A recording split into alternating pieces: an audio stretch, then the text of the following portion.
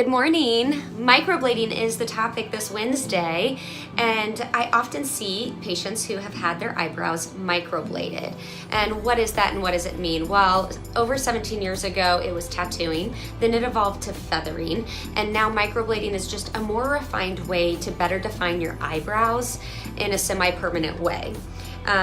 When you go in and have a treatment done, there's a 50-50 chance that you'll need one more application 4 weeks after your first one. It lasts 1 to 3 years, and almost anybody is a candidate, really.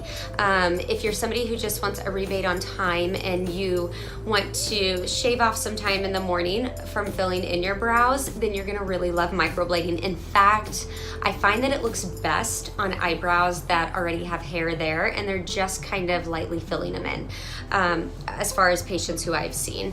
But also for somebody that's gone through illness, even while you're going through chemotherapy, you can actually have this treatment done. If you're super stressed, your eyebrows fall out, or you have a thyroid issue that again results in eyebrows falling out, then you might want to consider looking into this. I will link somebody who I very much endorse because I see her work frequently and I'm always impressed with it in my description. So if you want more information, check that out.